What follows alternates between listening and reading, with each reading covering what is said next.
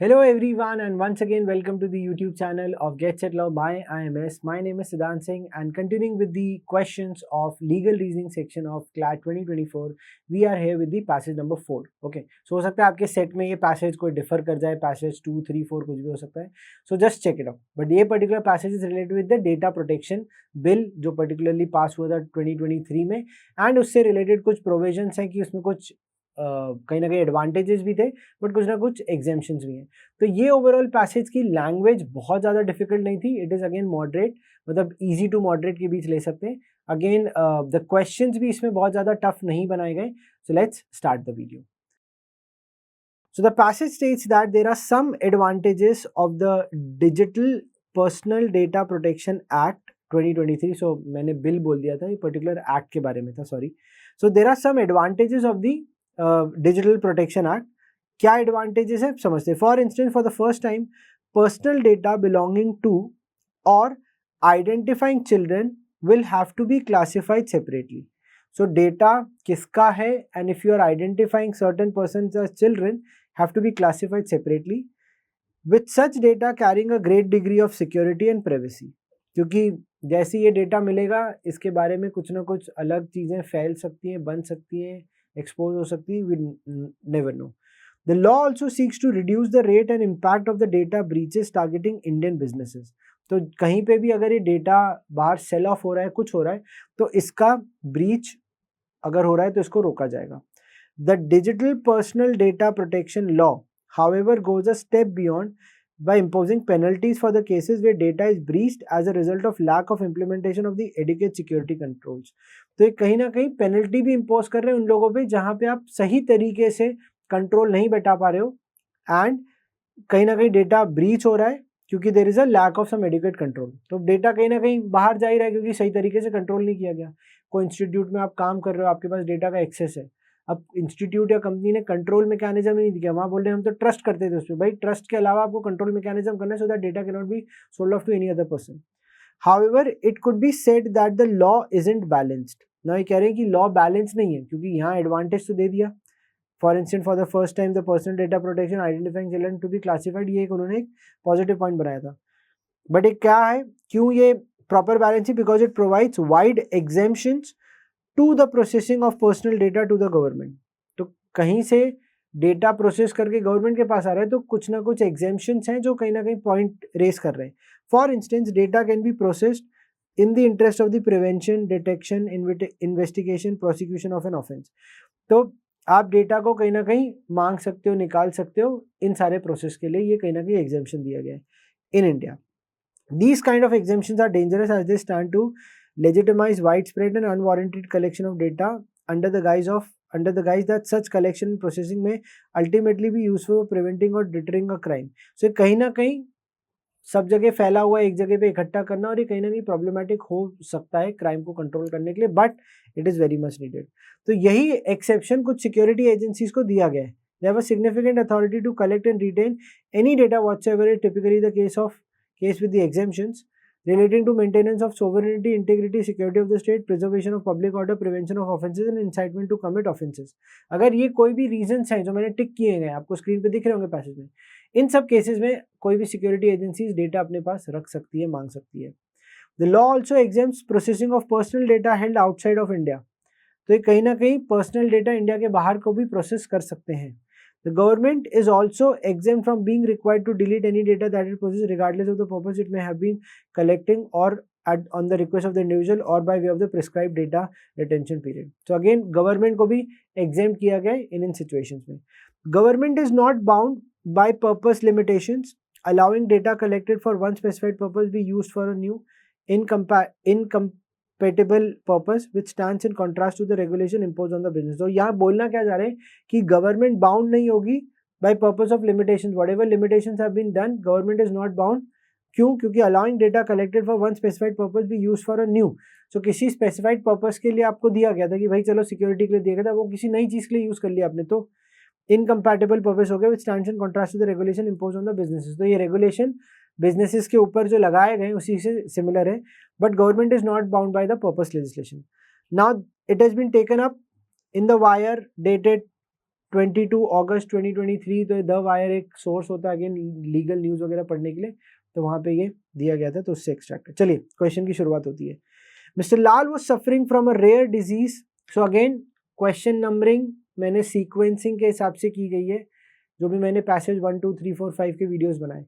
आपके पास जो भी मॉक होगा, जो भी मॉक एज इन जो भी सिमक्लैट बोल रहा हूँ, जो भी, वही सिमक्लैट तो हमारे क्लैट होते हैं, आपके पास तो क्लैट का पेपर होगा, तो जो भी क्लैट के पेपर का सेट होगा उसका नंबर कुछ और हो सकता है, 60s में हो सकता है, 50s में हो सकता है, इट में डिफर। ओके, तो प्लीज वो आप लोग चेक कर लेना, डोंट जस्ट गो कि क्वेश्चन नंबर 20 को चेक कर रहे हो। Okay, this is the sequencing which I have done for the ease की भाई इसमें कितने क्वेश्चन हैं। ठीक है, so mister Lal was suffering from a rare disease and the data relating of that was collected by the government.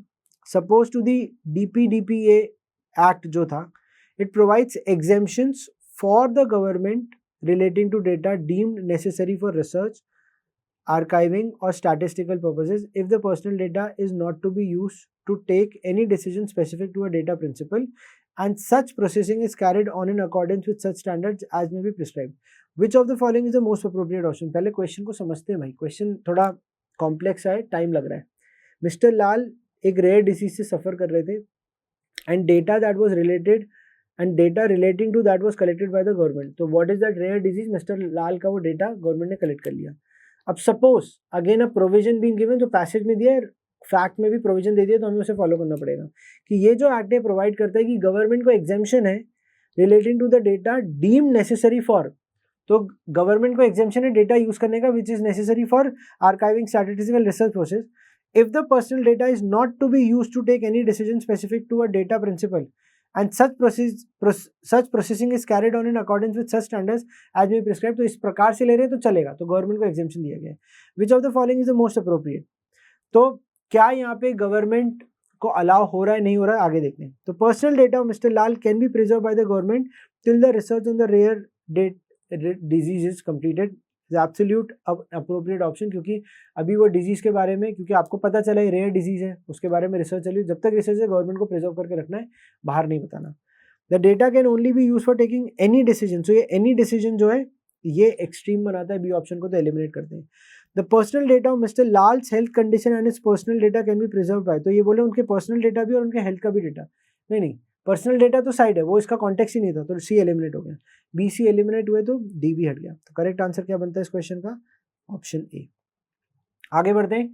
अब again question में कुछ changes. Suppose the act provide exemption for processing of personal data for purpose of ascertaining the financial position of any person who has defaulted in the payment of amount due on taken on loan. तो यहाँ financial aspect की बात कर रहे हैं कि भाई जिसने पैसा लिया और डिफॉल्ट कर दिया लोन पे करने में, taken from a nationalised bank, they are providing exemption for taking that personal data of the person, तो उसको ले सकते हैं।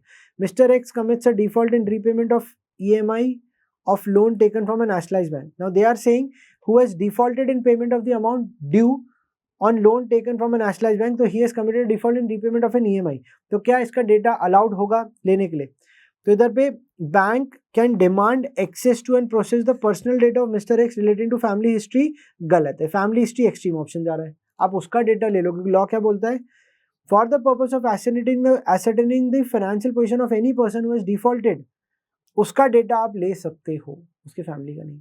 The bank can process the personal data of mister x, that is the particulars of family wife, again extreme. Can process the data for the purpose of ascertaining the assets and liability, yes, financial position identify करनी। तो D automatically eliminate हुआ, option C बनता है इसका answer. आगे, suppose mister Y एक citizen India के is working in an MNC in New York, in New Zealand since 2021, New Zealand है, न्यूयॉर्क तो जाएंगे अपन कभी घूमने, ठीक है। So since mister Y a citizen of India is working in an MNC New Zealand 2021 में, MNC has obtain personal details of the employ for the purpose of recovering the amount of indemnity bond if mister Y left the job within 3 years of joining. तो इन्होंने personal data obtain करा, क्यों? क्योंकि उनको लगता है अगर 3 साल में छोड़ के चला जाता है तो हमारे पास उसकी इन्फॉर्मेशन होनी चाहिए। अब यहाँ पे सबसे पहले सवाल ये आता है, ये हो कहाँ पे रहा है? ये हो रहा है न्यूजीलैंड में। इंडिया बाहर का डेटा ले सकती है, पर बाहर वाले थोड़ी डेटा ले सकते हो। मिस्टर वाई कहाँ का? ये सिटीजन है इंडिया का, चलो, तो बाहर वाले इंडिया का डेटा ले सकते नहीं ले सकते, पैसेज तो बात ही नहीं कर रहा, तो क्या ये लॉ इस पे अप्लाई होगा? तो भाई इट इज नॉट एप्लीकेबल। तो being a citizen can claim protection, no. Can claim protection for digital under this, no. तो A और B eliminate हो गए, बचे C और D. तो C बोलता है not since the data is held outside India, absolutely correct, is not applicable since the data has been obtained before the enactment of this act, no. So भले enactment of act is applicable only in India, भाई ये तो एक basic rule है. On the basis of your understanding answering की गई है, इसलिए option C mark करेंगे. ठीक है. Going to next question, fourth question इस passage का 23 हमारी series का. If personal data is defined as any data about an individual who is identifiable by or in relation to such data, क्या बोल रहे हैं, पर्सनल डेटा को define करते हैं कोई भी ऐसा डेटा इंडिविजुअल के बारे में जिसको हम आइडेंटिफाई कर रहे हैं या उस डेटा से रिलेटेबल बनता है, which of the following shall be classified as personal data. क्या पर्सन का नाम, पूरा रेसिडेंस, आधार या सब कुछ. देखो नाम और रेसिडेंस तो आधार में होता ही है, तो हम आधार को चूज कर सकते हैं, बट आधार में ये चीज़ें भी आती है इन्फॉर्मेशन. तो अगर हमारे पास all of the above it covers, तो it's a more comprehensive option. So instead of just choosing C we can choose all the options. So all of the above दिया गया तो we will go with option D over here. यहाँ पे easy है question, but कहीं ना कहीं थोड़ा सा बच्चे इस पे कंफ्यूज हुए थे कि सर हमें सी मार्क करना था डी, अब डी के साथ जा सकते थे, बट डिबेटेबल था सी और डी बहुत सारे वीडियोज में. ठीक है. Coming to the fifth question of this passage and 24th of the series, in which of the following cases the access to personal data shall be granted and the person whose data is accessed and processed cannot claim personal data protection. कौन से case में जिसका access लिया गया था वो claim नहीं कर सकता, क्या, इस एक्ट के प्रोटेक्शन में. ठीक है. So it says Mr. Z has committed many robberies. Police wants to access his Aadhaar details, fingerprints. Yes, robbery है, security integrity पे बात जारी है. Apprehended that a person identified as Mr. G would spread hatred among various, would lead to riots. Police intends. तो again security of the state पे बात जारी, B option हो सकता है. A और B है तो both पे जा सकते हैं अपन, ना इधर पे नहीं जाएंगे क्योंकि दोनों ऑप्शन आ रहा है, तो ऑप्शन C इसका सही आंसर बनता है. Next the last question for this passage is which of the following is correct. तो स्टेटमेंट पढ़ो, करेक्ट आइडेंटिफाई करो. तो अगेन जब भी करेक्ट इनकरेक्ट है उस पर देखो, कभी कभी आता है which of the following is not incorrect. अब बच्चे को बोला इनकरेक्ट था, नहीं भाई नॉट इनकरेक्ट है, ये कहीं ना कहीं एक वर्ड मिस आउट हो जाता है. तो ये बोल रहे हैं personal data collected by a health service provider can be sold to an insurance agency by the service provider without the consent of the concern person is wrong. इनको कोई भी एग्जेम्पशन प्रोवाइडेड नहीं है. Personal data collected by the government can be use for whatever purpose. अब ये कहीं ना कहीं एक्सट्रीम हो रहा है, बट देखते हैं डेटा कलेक्टेड बाय गवर्नमेंट दिया गया तो ये यूज हो सकता है, तो बी बनता है option. Collected by the insurance company can be sold to a mobile company for mobile marketing, no भाई नो. तो ए और सी हट गए, डी हट गया, तो हमारे पास बी ही बचता है. बट अगेन बी कहीं ना कहीं एक्सट्रीम जा रहा है, but the best available option which we have is option B. And अगर वीडियो आपने एंड तक देखा तो guys thank you so much for watching this video. Please comment करके जरूर बताना कैसा लगा. Bye bye, take care.